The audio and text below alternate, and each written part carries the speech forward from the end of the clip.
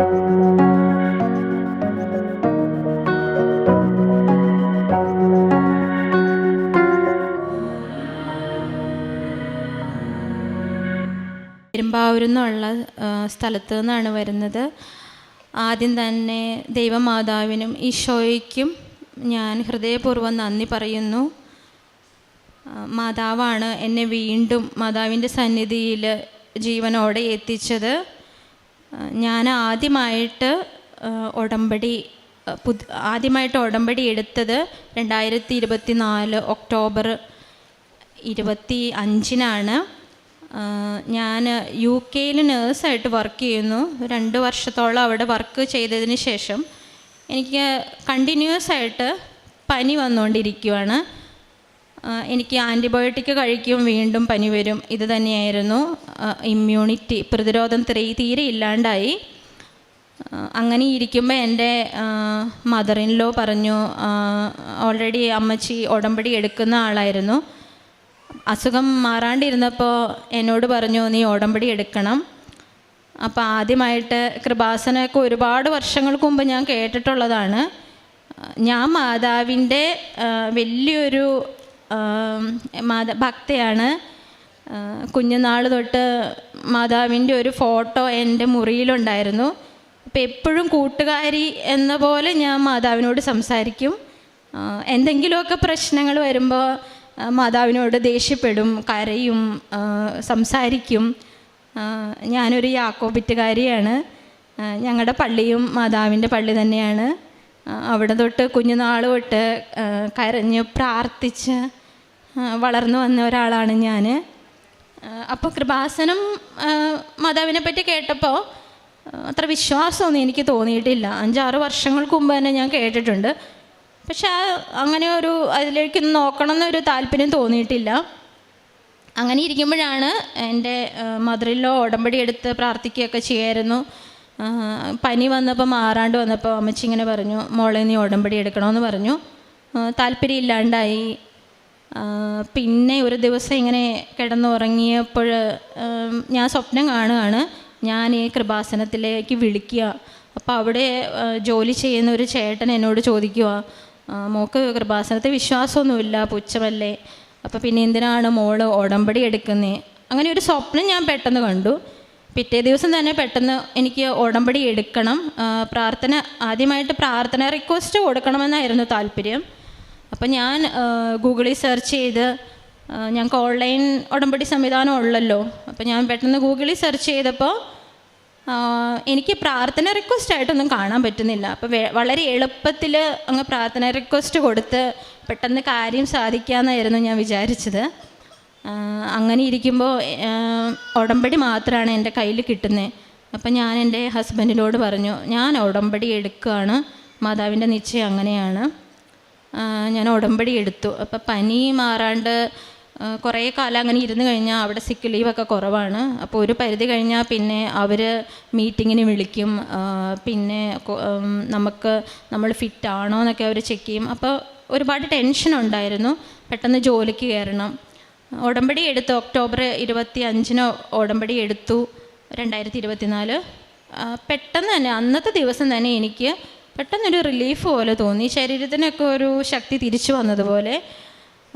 അപ്പോൾ തന്നെ ഞാൻ എൻ്റെ സഹപ്രവർത്തകർക്ക് മെയിൽ അയച്ചു, ഞാൻ തിരിച്ച് ജോലിക്ക് കയറിക്കോളാം, ഞാൻ ഓക്കെ ആണ് എന്ന് പറഞ്ഞ്. അതാണ് എൻ്റെ ആദ്യത്തെ ഒരു അനുഭവം. അപ്പം തന്നെ എനിക്ക് മനസ്സിലായി കൃപാസനം മാതാവ് ഭയങ്കര പ്രത്യക്ഷമാണ്. അപ്പം തന്നെ എനിക്ക് ഇത് തന്നു, ഒരടയാളം തന്നു. പിന്നീട് വളരെ കൃത്യമായിട്ട് പ്രാർത്ഥനകളൊക്കെ ഞാൻ കൊണ്ടുപോയി. 5:30 രാവിലെ എണീക്കും. അതിന് മുടക്കം വന്നില്ല. അതിനുശേഷം ഒരു 1 മണിക്കൂർ 1.5 മണിക്കൂറോളം ഇന്നും പ്രാർത്ഥനയും പാട്ടൊക്കെ ആയിട്ട് അങ്ങനെ പ്രാർത്ഥിച്ചൊക്കെ വന്നു. എല്ലാ ഉടമ്പടി ക്രമങ്ങളും ഫോളോ ചെയ്തു പോയി.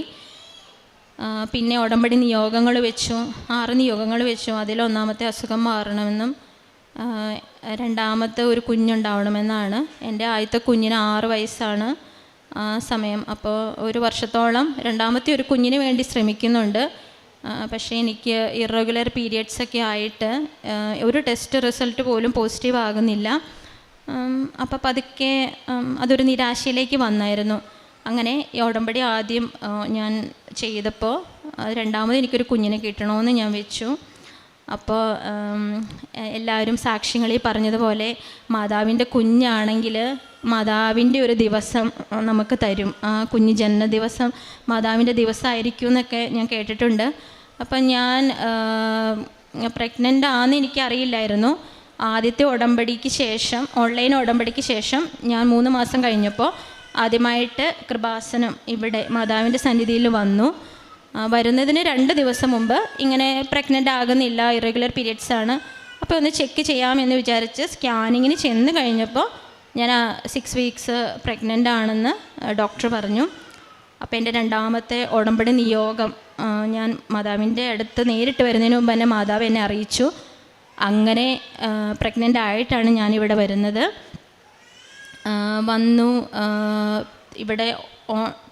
ഇവിടെ നേരിട്ട് ഉടമ്പടി ഞാൻ പുതുക്കി. അങ്ങനെ ഞാൻ തിരിച്ച് വീണ്ടും UK പോയി. അതിനുശേഷം പ്രഗ്നൻസിയുടെ കുറച്ച് ബുദ്ധിമുട്ടുകൾ കാരണം ഞാൻ ഉടമ്പടി ഉഴപ്പാൻ തുടങ്ങി. പ്രാർത്ഥനയിൽ ഉഴപ്പ് കാണിച്ചു, ബൈബിൾ വായനയൊന്നും കറക്റ്റായിട്ട് ചെയ്തില്ല. അപ്പോൾ പ്രാർത്ഥനയിൽ വളരെ വീക്കായി തുടങ്ങി. അതോടുകൂടി എൻ്റെ പ്രശ്നങ്ങൾ തുടങ്ങി. 5 മാസം പ്രഗ്നൻ്റായി കഴിഞ്ഞതിന് ശേഷം ഡയബറ്റിക് ചെക്കുണ്ട് അവിടെ ചെക്ക് ചെയ്യാൻ തുടങ്ങി. ഇപ്പോൾ ഞാൻ ഡയബറ്റിക് ആണെന്ന് സ്ഥിരീകരിച്ചു. അതോടുകൂടി ഭക്ഷണത്തിൽ നിയന്ത്രണം വന്നു, ഇൻസുലിൻ എടുക്കേണ്ട വന്നു 2 നേരം. അപ്പോഴല്ലേ എൻ്റെ ഹസ്ബൻഡ് എന്നോട് പറയുന്നുണ്ട്, നീ ഉടമ്പടിയിൽ തിരിച്ച് നിൽക്കണം, നീ ഉടമ്പടിയിൽ നിന്ന് മാറി നിൽക്കുന്നതുകൊണ്ടാണ് നിനക്ക് ഈ പ്രശ്നങ്ങൾ വരുന്നത്. അപ്പോൾ ഞാൻ പറഞ്ഞു മാതാവ് വളരെ അണ്ടർസ്റ്റാൻഡബിളാണ്, മാതാവിന് എൻ്റെ പ്രശ്നങ്ങൾ പറഞ്ഞറിയാം, എനിക്ക് കുറച്ച് ബുദ്ധിമുട്ടുകളുണ്ടതുകൊണ്ടാണ്, അപ്പോൾ അതൊന്നും കുഴപ്പമില്ല എന്ന രീതിയിൽ കൃപാസനം മാതാവിലേക്കുള്ളൊരു വിശ്വാസം എനിക്ക് ഇല്ലാണ്ടായി തുടങ്ങി പതിയെ. ആ പ്രഗ്നൻസി ത്രൂ മുഴുവൻ ഞാൻ ഒരു പ്രാർത്ഥന ഇല്ലാണ്ട് അങ്ങ് പോയി. ഇത്രയും കോംപ്ലിക്കേഷൻസൊക്കെ വന്നിട്ട് പോലും എനിക്ക് തിരിച്ച് ഉടമ്പടി എടുക്കണമെന്നോ പ്രാർത്ഥനയിലേക്ക് മടങ്ങി വരണമെന്നോ ഒന്നും എനിക്ക് തോന്നിയില്ല. അത് കഴിഞ്ഞ് എൻ്റെ expected date of delivery August 31 പറഞ്ഞത്. അപ്പോൾ എൻ്റെ ആദ്യത്തെ ഡെലിവറി നോർമൽ ആയതുകൊണ്ട് തന്നെ രണ്ടാമത്തതും സാധാരണ നോർമലാകും. അപ്പോൾ അവർ എന്നോട് ഓഗസ്റ്റ് 14 അഡ്മിറ്റ് ആകാൻ പറഞ്ഞു. അപ്പോൾ അതിന് മുമ്പ് ഒരു സ്കാൻ ചെയ്ത് കഴിഞ്ഞപ്പോൾ കുട്ടി ബ്രീച്ചാണ്, കുട്ടി തല തിരിഞ്ഞാണ് കിടക്കുന്നത്. അപ്പോൾ നോർമലിന് ശ്രമിക്കാൻ പറ്റില്ല എന്ന് പറഞ്ഞു, സിസേറിയൻ ആകും എന്നൊക്കെ പറഞ്ഞു. അപ്പോൾ അതൊരു വളരെ സങ്കടമായിട്ട് തോന്നി, സിസേറിയൻ ആണല്ലോ എന്നുള്ളത്. ഓഗസ്റ്റ് 14 31 എൻ്റെ കറക്റ്റ് ഡേറ്റ് കുഞ്ഞ് വരേണ്ടത്. അപ്പോൾ അവർ ഡയബറ്റിക് ആയതുകൊണ്ട് 14 സിസേറിയൻ വെച്ചു. 14 ഞങ്ങൾ ഹോസ്പിറ്റലിൽ ചെന്നു. പക്ഷേ അവിടെ എമർജൻസി ഒരുപാട് കേസസ് ഉള്ളതുകൊണ്ട് ഞാൻ രാവിലെ തൊട്ട് വൈകിട്ട് വരെ വെയിറ്റ് ചെയ്തിട്ടും എനിക്ക് അവർ സ്ലോട്ട് തരുന്നില്ല. അപ്പോൾ നമ്മളൊന്നും കഴിക്കാണ്ടൊക്കെ ഇരിക്കുകയാണ്, വളരെ വീക്കാണ്. ലാസ്റ്റ് ഒരു ഉച്ച കഴിഞ്ഞിട്ട് ഡോക്ടർ പറഞ്ഞു, ഇനി സിസേറിയൻ ചെയ്യാൻ പറ്റില്ല, വേറൊരു ഡേറ്റ് തരാമെന്ന് പറഞ്ഞു. അപ്പോൾ വീണ്ടും ഡേറ്റ് മുന്നോട്ട് പോകുകയാണ്.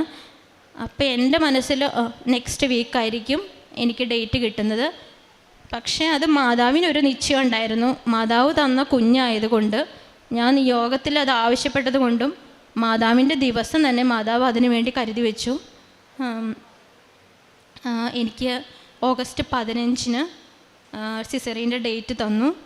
അപ്പോൾ ഞാൻ ഡേറ്റ് ഇട്ട് പ്രാർത്ഥിച്ചതുപോലെ തന്നെ സെപ്റ്റംബറിലാണ് ഞാൻ പ്രാർത്ഥിച്ചത്. പക്ഷേ ഓഗസ്റ്റ് എനിക്ക് മാതാവിൻ്റെ പെരുന്നാൾ ദിവസം തന്നെ എനിക്ക് എൻ്റെ കുഞ്ഞിനെ തന്നു. സിസേറിയൻ കഴിഞ്ഞു. പക്ഷേ സിസേറിയൻ കഴിഞ്ഞ് കുറച്ച് നേരത്തേക്ക് എനിക്ക് വേറെ പ്രശ്നങ്ങളൊന്നും ഉണ്ടായിരുന്നില്ല. അപ്പോൾ അവരുടെയൊക്കെ സിസ്റ്റം അനുസരിച്ച് അവർ സിസേറിയൻ കഴിഞ്ഞ ഉടനെ നമുക്ക് ഭക്ഷണം തരും. അപ്പോൾ ഞാൻ ഭക്ഷണം കഴിച്ചു, ഒരു 2-3 നേരം ഭക്ഷണം കഴിച്ചു. പിന്നെ ആ ദിവസം തന്നെ ഒരു 6 മണിക്കൂർ കഴിഞ്ഞപ്പോൾ അവരെൻ്റെ യൂറിൻ പോകുന്ന ട്യൂബ് എടുത്തിട്ട് യൂറിൻ പാസ് ചെയ്യാൻ ശ്രമിക്കാൻ പറഞ്ഞു. പക്ഷേ എനിക്ക് പാസ് ചെയ്യാൻ പറ്റുന്നില്ല, ഭയങ്കര കഠിനമായ വേദന. ഞാനിങ്ങനെ അലമുറയിട്ട് കരയുമായിരുന്നു. പിന്നെ അവർ വീണ്ടും വന്ന് യൂറിൻ്റെ കത്തീറ്റർ ഇട്ടു. 16 സിസേറിയൻ കഴിഞ്ഞതിൻ്റെ പിറ്റേ ദിവസം എനിക്ക് ചെറിയ ഉച്ച തൊട്ട് എനിക്കൊന്നും കഴിക്കാൻ പറ്റുന്നില്ല. അപ്പോൾ ഞാൻ ഹസ്ബൻഡിനോട് പറഞ്ഞു എനിക്ക് വിശക്കുന്നില്ല, ഒന്നും കഴിക്കാൻ പറ്റുന്നില്ല എന്ന് പറഞ്ഞു. അത് കഴിഞ്ഞപ്പോൾ പിന്നെ എനിക്കൊരു വോമിറ്റിങ് തുടങ്ങി, കണ്ടിന്യൂസ് വോമിറ്റിങ്. ഞാൻ അപ്പോൾ ഡോക്ടറെ അറിയിച്ചു. ഡോക്ടർ വന്ന് ചെക്ക് ചെയ്തപ്പോൾ ഇങ്ങനെ എൻ്റെ വയറ്, നമ്മൾ ഈ എന്താ പറയുക, അനാറ്റമിയൊക്കെ പഠിക്കുമ്പോൾ നമ്മുടെ ഇൻറ്റസ്റ്റൈൻ വരച്ച് വെച്ചിട്ട് നമ്മൾ കണ്ടിട്ടില്ലേ, അതുപോലെ എൻ്റെ ഇൻറ്റസ്റ്റൈൻ ഫുള്ള് വളരെ വീർത്ത് വന്നു. അപ്പോൾ ഹസ്ബൻഡിന് അത് കാണാൻ പറ്റുന്നു, എനിക്ക് കാണാൻ പറ്റുന്നില്ല. ഞാൻ വളരെ വീക്കായി തുടങ്ങി. എനിക്ക് ചെറിയ രീതിയിൽ ബോധമൊക്കെ നഷ്ടപ്പെട്ടു തുടങ്ങി. വൊമിറ്റ് ചെയ്യുമ്പോൾ മാത്രമാണ് ഒരു ബോധം തിരികെ വരുന്നത്. ഒന്നും കഴിക്കാൻ പറ്റുന്നില്ല, യൂറിൻ പാസ് ചെയ്യുന്നില്ല. അവർ യൂറിൻ ട്യൂബ് പിന്നെ ഇട്ടു. പിന്നെ എനിക്ക് ബാക്കിൽ അസഹനീയമായ വേദന തുടങ്ങി.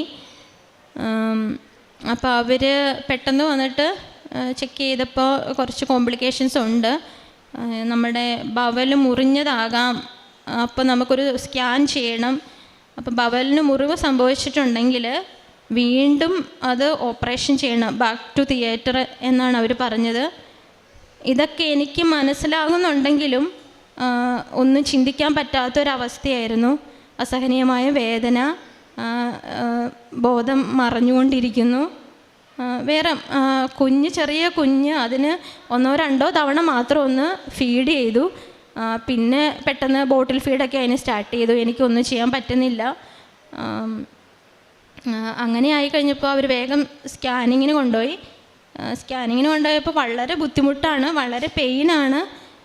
ഇങ്ങനെ സ്ട്രെച്ചറിൽ കിടന്ന് സ്കാൻ ചെയ്യുന്ന മെഷീനിലേക്ക് കയറാൻ നേരത്ത്, അപ്പോൾ അതിന് മുമ്പ് സ്കാനിങ്ങിന് കൊണ്ടുപോയപ്പോൾ എൻ്റെ ഹസ്ബൻഡിൻ്റെ കയ്യിൽ ഇവിടുന്ന് വെഞ്ചിരിച്ച് മേടിച്ച ഒരു കൊന്തയുണ്ടായിരുന്നു.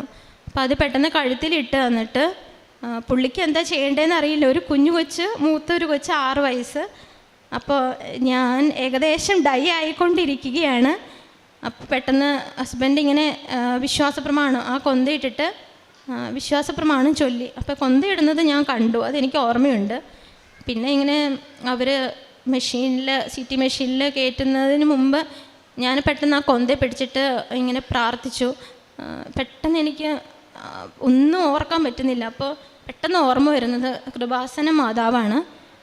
അപ്പം ഞാൻ പെട്ടെന്ന് ഇങ്ങനെ പ്രാർത്ഥിച്ചു, എൻ്റെ കൃപാസന മാതാവേ, എനിക്ക് 2 കുഞ്ഞു മക്കളുണ്ട്. അപ്പോൾ അവരെ വളർത്താൻ വേണ്ടിയിട്ടെങ്കിലും എനിക്ക് തിരിച്ചൊരായുസ് തരണം. ഞാൻ തിരിച്ച് അമ്മയുടെ സന്നിധിയിൽ വരാൻ വേണ്ടിയിട്ടും എനിക്കൊരാരോഗ്യം തരണം. എന്നെ കൈവിടരുത്, എനിക്ക് വിളിക്കാൻ വേറെ ആരുമില്ല. അപ്പോഴാണ് ശരിക്കും ഒരു റിയാലിറ്റി മനസ്സിലാക്കുന്നത്. നമ്മുടെ കൺട്രോളില്ലാത്ത പല കാര്യങ്ങളും നമുക്ക് സംഭവിക്കുന്നു. നമുക്കൊരുപാട് പേര് നമ്മുടെ ചുറ്റിനുമുണ്ട്, ഒരുപാട് സ്വന്തപ്പെട്ടവരുണ്ട്, ബന്ധുക്കളുണ്ട്, നമ്മളെല്ലാം എന്ന് കരുതുന്ന മക്കളുണ്ട്. പക്ഷെ ആ സമയത്ത് എനിക്ക് ഓർമ്മ വന്നത് വേറെ ഒന്നും, ഞാൻ നൊന്ത് പ്രസവിച്ച മക്കളെപ്പറ്റി പോലും എനിക്ക് ഓർമ്മ വരുന്നില്ല. എനിക്ക് ഓർമ്മ വരുന്നത് ഇവിടുത്തെ അമ്മയാണ്. അപ്പോൾ അമ്മയോട് ഞാൻ പ്രാർത്ഥിച്ചു, എനിക്ക് തിരിച്ചു വരണം, എനിക്ക് തിരിച്ചു വരാനൊരു ആയുസ്, ആരോഗ്യം എനിക്ക് തരണം എന്ന് പറഞ്ഞു. അത് കഴിഞ്ഞ് CT ചെയ്ത് ഞാൻ തിരിച്ചു വന്നു. ഹസ്ബൻഡ് വളരെ ടെൻഷനിലായിരുന്നു. ഹസ്ബൻഡ് എല്ലാവരെയും വിളിക്കുന്നുണ്ട്. പക്ഷെ ആ സമയത്ത് നമ്മളെ ഹെൽപ്പ് ചെയ്യാൻ ആരാണുള്ളത്? ആർക്കും നമ്മളെ ഹെൽപ്പ് ചെയ്യാൻ പറ്റില്ല. നമ്മുടെ ദൈവത്തിന് മാത്രമാണ്, നമ്മുടെ അമ്മയ്ക്ക് മാത്രമാണ് സാധിക്കുകയുള്ളൂ. അപ്പോൾ ഞങ്ങളുടെ 2 പേരുടെയും കണ്ണുനീര് അമ്മ കണ്ടു. 2 കുഞ്ഞു മക്കളാണ്. അപ്പോൾ ഞാൻ തിരിച്ചു വരാണ്ട് പറ്റില്ല. അമ്മയ്ക്കത് മനസ്സിലായി. അതുകൊണ്ട് ഞങ്ങളുടെ പ്രാർത്ഥനയ്ക്ക് ഞങ്ങൾക്ക് ഉത്തരം തന്നു.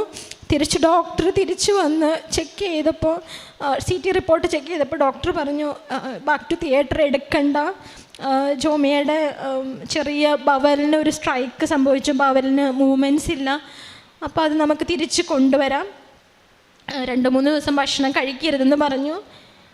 അങ്ങനെ മൂക്കിൽ ട്യൂബ് ഇട്ടു. എനിക്ക് ഭക്ഷണമൊന്നും ഒരു 2-3 ദിവസത്തേക്ക് അവർ തന്നില്ല. കുഞ്ഞിനെ ഫീഡ് ചെയ്യാൻ പറ്റിയില്ല. കുഞ്ഞിൻ്റെ സകല കാര്യങ്ങളും ഹസ്ബൻഡാണ് നോക്കിയത്. അസഹനീയമായ വേദന, ആദ്യത്തെ എൻ്റെ നോർമൽ ഡെലിവറി ആയിരുന്നു. അപ്പോൾ ആ ഡെലിവറിയുടെ പെയിൻ എനിക്കറിയാം. അതിലും അപ്പുറം എന്താ പറയുക, ഒരു മരണവേദനയായിരുന്നു എനിക്ക് പിന്നീട് ഒരു 2-3 ദിവസത്തേക്ക് ഉണ്ടായത്. അപ്പോഴൊക്കെ ഞങ്ങൾ മാതാവിനെ മുറുക്കെ പിടിച്ചു. എൻ്റെ കയ്യിൽ ആ കൊന്ത ഉണ്ടായിരുന്നു. ആ കൊന്ത ഞാൻ ദിവസവും കണ്ണുനീരൊഴുക്കി ആ കിടക്കയിൽ നിന്ന് കൊന്ത ചൊല്ലുമായിരുന്നു. അതിനുശേഷം ഇങ്ങനെ ഛർദിയിലാണ്, അപ്പോൾ ഭക്ഷണം കഴിക്കാൻ പറ്റുന്നില്ല. അപ്പോൾ എൻ്റെ മദറിൻലോ ഞങ്ങൾക്ക് സഹായത്തിന് അവിടെ നിൽക്കുന്നുണ്ടായിരുന്നു. അപ്പോൾ എൻ്റെ ഹസ്ബൻഡിൻ്റെ കയ്യിൽ മാതാവിൻ്റെ ഉപ്പ് കൊടുത്തു വിട്ടു. അപ്പോൾ എനിക്ക് സംസാരിക്കാനൊന്നും പറ്റുന്നില്ല. വോമിറ്റിംഗ് ആണ്, നോസിയ, വളരെ ശക്തിയായിട്ട് വൊമിറ്റ് ചെയ്യുന്നു, സ്റ്റിച്ചിൻ്റെ പെയിന്. അങ്ങനെ ഇരിക്കുമ്പോൾ ആ ഉപ്പ് എൻ്റെ വായിൽ, ഞാൻ ഉറങ്ങിക്കിടക്കുകയാണ്. ഹസ്ബൻഡ് ആ ഉപ്പ് വായിലിട്ട് തന്നു. 3 ദിവസം കഴിഞ്ഞപ്പോഴാണ് അത് തരുന്നത്. പെട്ടെന്ന് തന്നെ ഞാൻ ഉറങ്ങി എണീറ്റ് കഴിഞ്ഞപ്പോൾ എനിക്ക് പിന്നെ ഛർദിലും ഇല്ല, നോസിയയില്ല, ഒന്നുമില്ല. പെട്ടെന്നൊരു റിലീഫ്. അപ്പം ഞാൻ പറഞ്ഞു, ചേട്ടാ എനിക്ക് ഉപ്പ് വായിലിട്ട് തന്നോ, ഞാൻ ഉറങ്ങിക്കിടന്നപ്പോൾ. എടി ഞാൻ വായിൽ വെച്ച് തന്നു കുറച്ച് ഉപ്പ് എന്ന് പറഞ്ഞു. അപ്പോൾ അറിയാലോ, നമ്മുടെ കുടലുകൾക്ക് പ്രവർത്തനം ഇല്ലെങ്കിൽ നമ്മുടെ വയറ്റിൽ നിന്നൊന്നും പോകില്ല, വയറിങ്ങനെ സ്തംഭിച്ച് നിൽക്കും, വയറ്റിലേക്ക് ഭക്ഷണം കൊടുക്കാനും പറ്റില്ല. അപ്പോൾ ഡോക്ടേഴ്സ് ഈ 3 ദിവസമായിട്ട് ചെക്ക് ചെയ്യുകയാണ് എന്തെങ്കിലും ഈ കുടലിൻ്റെ പ്രവർത്തനം നടക്കുന്നുണ്ടോ. കുടലിൻ്റെ പ്രവർത്തനം ഒന്നും നടക്കുന്നില്ല. അപ്പോൾ ഒരു നിരാശയാണ്. അപ്പോൾ ഉപ്പ് തന്ന ദിവസം ഒരു നേരവും കൂടി വൈകിട്ട് എൻ്റെ വായിൽ വീണ്ടും ഉപ്പിട്ട് തന്നു. അത് ഇട്ട് തന്ന് കഴിഞ്ഞപ്പോൾ തന്നെ എനിക്ക് ടോയ്ലറ്റിൽ പോകണം. അങ്ങനെ ബവലിൻ്റെ മൂവ്മെൻറ്റ്സ് റീസ്റ്റാർട്ട് ചെയ്യാൻ തുടങ്ങി. ഞാൻ പെട്ടെന്ന് ടോയ്ലറ്റിൽ പോയി. അപ്പോൾ ഡോക്ടേഴ്സ് അതുവരെ ചെക്ക് ചെയ്തിട്ടൊന്നും സംഭവിക്കുന്നില്ല. ഡോക്ടേഴ്സ് വന്നു. അപ്പോൾ ഞാൻ പറഞ്ഞു, എനിക്ക് ബവൽ മൂവ്മെൻറ്റ്സ് തുടങ്ങിയിട്ടുണ്ട് എന്ന് പറഞ്ഞു. അങ്ങനെ അപ്പോൾ അവർ പറഞ്ഞു കുഴപ്പമില്ല, എല്ലാം ഇനി നോർമൽ ആയിക്കോളും എന്ന് പറഞ്ഞു. അങ്ങനെ ഒരു 5 ദിവസം 6 ദിവസത്തോളം ആശുപത്രിയിൽ കിടന്നു. പക്ഷേ അപ്പോഴൊക്കെ സംഭവിച്ച കാര്യം, ഉടമ്പടി ഞാൻ പുതുക്കുന്നില്ല. തിരിച്ച് മാതാവിലേക്കുള്ള വിശ്വാസം വന്നു. പക്ഷേ എനിക്ക് ഉടമ്പടി പുതുക്കുന്ന കാര്യത്തിലേക്ക് വീണ്ടും എൻ്റെ മനസ്സ് പോകുന്നില്ല. കൊന്ത ചൊല്ലുന്നുണ്ട്, പ്രാർത്ഥിക്കുന്നുണ്ട്, എല്ലാം ഉണ്ട്. വീണ്ടും ഡിസ്ചാർജായി വീട്ടിൽ വന്നു. 6 ദിവസത്തിന് ശേഷം വന്ന ദിവസം തന്നെ വീണ്ടും ഒരു പെയിൻ റൈറ്റ് ചെസ്റ്റിൽ തുടങ്ങി. അത് അസഹനീയമായ ഒരു വേദന. അപ്പം ഞാൻ ഹസ്ബൻഡിനോട് പറഞ്ഞു, എനിക്ക് വേദന സഹിക്കാൻ പറ്റുന്നില്ല. അപ്പോൾ എല്ലാവരും പറഞ്ഞു, എല്ലാം ഗ്യാസൊക്കെ കയറിയതായിരിക്കും, കുഴപ്പമില്ല. അങ്ങനെ 2 ദിവസം റെസ്റ്റ് എടുത്തു. അപ്പോൾ ഞാൻ നേഴ്സായതുകൊണ്ട് കുറച്ചൊക്കെ അറിയാം. അപ്പോൾ അത് നിസ്സാരമായൊരു വേദനയല്ല എന്നറിയാം. അങ്ങനെ ഡോക്ടറിൻ്റെ അടുത്ത് വീണ്ടും പോകണമെന്ന് പറഞ്ഞു. ഡോക്ടറിൻ്റെ അടുത്ത് പോയി ചെക്ക് ചെയ്തപ്പോൾ എനിക്ക് ലങ്സിൽ ക്ലോട്ടായി. അപ്പോൾ അവർ പറഞ്ഞു 2-3 ദിവസം അഡ്മിറ്റ് ആവണം, ഒരു CT ചെയ്ത് കൺഫേം ചെയ്യണമെന്ന് പറഞ്ഞു. അപ്പം കുഞ്ഞുമകൻ വീട്ടിലാണ്. ഇതുപോലെ അവന് പാൽ കൊടുക്കാനൊന്നും പറ്റുന്നില്ല, വളരെ പ്രതിസന്ധിയാണ്. അപ്പോൾ വീണ്ടും ഞാൻ തളർന്നു. ഇത്രയും വേദന ഒക്കെ തിന്ന് ഞാൻ തിരിച്ചു വന്നിട്ടും വീണ്ടും എനിക്ക് പരീക്ഷണങ്ങൾ ഉണ്ടാക്കിക്കൊണ്ടിരിക്കുകയാണ്. പക്ഷെ ഞാൻ മാതാവിനെ മുറുക്കെ പിടിച്ചു. ഞാൻ കരഞ്ഞു പ്രാർത്ഥിച്ചു, കൊന്ത ചൊല്ലി. അപ്പോൾ ഹസ്ബൻഡ് പറഞ്ഞു, നീ ഉടമ്പടി എടുക്കാണ്ട് പറ്റില്ല, നിനക്ക് മാതാവിൻ്റെ പ്രൊട്ടക്ഷൻ ഇല്ലാണ്ടാവുകയാണ്, നീ ഉടമ്പടിയിൽ നിന്നേ പറ്റുള്ളൂ എന്ന് പറഞ്ഞു. അപ്പോൾ ആശുപത്രി കിടക്കെ വെച്ച് വീണ്ടും അവിടെ 2ാമത് അഡ്മിറ്റായി. അപ്പോൾ അവിടെ വെച്ച് ഞാൻ പറഞ്ഞു, ഞാൻ ഉടമ്പടി എടുക്കാമെന്ന് പറഞ്ഞ് ഞാൻ ഉടമ്പടി പുതുക്കി. അങ്ങനെ ഉടമ്പടിയിൽ പുതുക്കി എനിക്ക് പറ്റാവുന്ന രീതിയിലെല്ലാം. എനിക്ക് പരിമിതികളുണ്ടായിരുന്നു, ഓപ്പറേഷൻ കഴിഞ്ഞതിൻ്റെ പരിമിതികളുണ്ടായിരുന്നു. എന്നാലും എന്നെക്കൊണ്ട് സാധിക്കുന്ന രീതിയിൽ കിടക്കയിൽ വെച്ച് ഞാൻ പ്രാർത്ഥിക്കാൻ തുടങ്ങി. അപ്പോൾ അങ്ങനെ ചെയ്തപ്പോൾ തന്നെ ഞാൻ ചെറിയൊരു ഹോസ്പിറ്റലിലായിരുന്നു അഡ്മിറ്റായത്. അപ്പോൾ അവിടെ CT ഒന്നും ചെയ്യാൻ എല്ലാം ഡിലേ ആകുകയാണ്. അപ്പോൾ ഇവർക്ക് കൺഫേം ചെയ്തിട്ടാണ് ഇവർക്ക് ട്രീറ്റ്മെൻറ്റ് പെട്ടെന്ന് സ്റ്റാർട്ട് ചെയ്യാൻ പറ്റത്തുള്ളൂ. അപ്പോൾ ഈ ഉടമ്പടി എടുത്ത ഉടനെ തന്നെ എന്നെ വേറെ ഹോസ്പിറ്റലിലേക്ക്. അപ്പോൾ അതുവരെ എല്ലാ കാര്യങ്ങളും വളരെ സ്ലോ ആയിട്ട് പോകുകയാണ്. ഞാൻ ഡോക്ടറോട് റിക്വസ്റ്റ് ചെയ്യുന്നുണ്ട്, എനിക്കൊരു കുഞ്ഞു കുട്ടിയുണ്ട്, എന്നെ പെട്ടെന്ന് വേറെ ഹോസ്പിറ്റലിലേക്ക് മാറ്റണം, എന്നെ ഡയഗ്നോസ് ചെയ്യണം, എനിക്ക് തിരിച്ച് വീട്ടിൽ പോകണം, എനിക്ക് ഫീഡ് ചെയ്യാൻ പറ്റുന്നില്ല.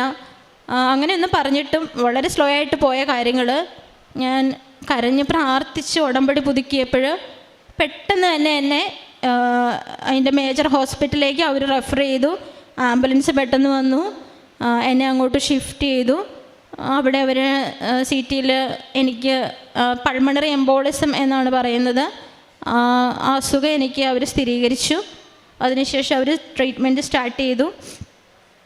അങ്ങനെ ഞാൻ ഉടമ്പടി പുതുക്കിയപ്പോൾ തന്നെ ഞാൻ അതിൽ നിയോഗം വെച്ചു, മാതാവേ ഇനിയുള്ള ഈ കോംപ്ലിക്കേഷൻസ് എല്ലാം എനിക്ക് കുറച്ച് തരണം, മക്കളെ നോക്കാനുള്ള ഒരു ആരോഗ്യം എനിക്ക് തരണം, ജോലി ചെയ്യാനുള്ള ഒരു ആരോഗ്യം എനിക്ക് തരണം. അങ്ങനെ ട്രീറ്റ്മെൻറ്റ് ഒരു 3 മാസത്തോളം കണ്ടിന്യൂ ചെയ്തു. അപ്പോൾ എൻ്റെ ജീവിതത്തിലെ ഏറ്റവും വലിയൊരു സാക്ഷ്യമാണ്, എൻ്റെ അമ്മ രണ്ടാമത് എനിക്കൊരു ജീവൻ തന്നു. എൻ്റെ വീട്ടുകാർ, എൻ്റെ സഹോദരൻ അവിടെയുണ്ട്. അപ്പോൾ എൻ്റെ അവസ്ഥകൾ കണ്ടിട്ട് എൻ്റെ സഹോദരൻ എൻ്റെ സ്വന്തം അമ്മയെ വിളിച്ചറിയിച്ചത്, നമുക്കിനി തിരിച്ച് അവളെ കിട്ടാനുള്ള ചാൻസൊക്കെ കുറവാണ്. അപ്പോൾ ആരും ഹെൽപ്പ് ചെയ്യാത്തടുത്ത്, ആർക്കും ഒന്നും ചെയ്യാൻ കഴിയാത്തടുത്ത് മാതാവ് ഇടപെട്ടു, കൃപാസന മാതാവ് ഇടപെട്ടു. അങ്ങനെയാണ് രണ്ടാമതൊരു തിരിച്ച് ജീവിതത്തിലേക്ക് വന്നത്. ഇവിടെ വന്നപ്പോഴും ഇന്നും ഉടമ്പടി പുതുക്കാൻ വേണ്ടിയിട്ടുള്ള പല കാര്യങ്ങളിലും ഞങ്ങൾക്ക് തടസ്സങ്ങളായിരുന്നു. പക്ഷേ ഇവിടെ കറക്റ്റ് സമയത്തിന് എത്താൻ പറ്റി, ഉടമ്പടി പുതുക്കാനും പറ്റി. അതെല്ലാം മാതാവിൻ്റെ വലിയൊരു അനുഗ്രഹമായിട്ടാണ് ഞങ്ങൾ കാണുന്നത്. അപ്പോൾ മാതാവിലേക്കുള്ള ഒരുപാട് വിശ്വാസം വർദ്ധിച്ചു. പിന്നെ മനുഷ്യനെന്ന നിലയിൽ ഒരുപാട് അഹങ്കാരവും ജോലിയും പണവും ബന്ധുക്കളും സ്വന്തക്കാരൊക്കെ ഉണ്ടെങ്കിൽ എന്തും ജീവിതത്തിൽ നമുക്ക് നേടാം. അതെല്ലാം മാറി ദൈവം ഇടപെടേണ്ടടുത്ത് ദൈവം മാത്രമേ നമുക്ക് ഇടപെടാനുള്ളൂ. മനുഷ്യർക്ക് നമ്മളെ ഒന്നും സഹായിക്കാൻ കഴിയില്ല. പക്ഷെ നമ്മുടെ കണ്ണുനീര് കാണാൻ മാതാവിന് സാധിക്കും. മാതാവിലൂടെ അത് നമ്മുടെ യേശുവിൻ്റെ അടുത്തേക്കും നമ്മുടെ പ്രാർത്ഥനകൾ എത്തും. മാതാവ് നമ്മളെ ഒരിക്കലും കൈവിടില്ല. മാതാവ് തിരിച്ചു വന്ന് എല്ലാവരുടെയും മുമ്പിൽ ഒരു സാക്ഷ്യം പറയുവാൻ എന്നെ എത്തിച്ചേർത്തതിന് ഞാൻ ഒരുപാട് മാതാവിനോടും തിരുക്കുമാരനോടും നന്ദി പറയുന്നു. ഞങ്ങളുടെ എല്ലാവരുടെയും ജീവിതം ഞങ്ങളുടെ മാതാവിലേക്ക് സമർപ്പിക്കുന്നു. മാതാവിൻ്റെ പ്രൊട്ടക്ഷൻ നമുക്ക് ഒരുപാട് അത്യാവശ്യമാണ്. നമ്മൾ പ്രാർത്ഥനയിൽ ഒരുപാട് മുറുകെ നിൽക്കണം.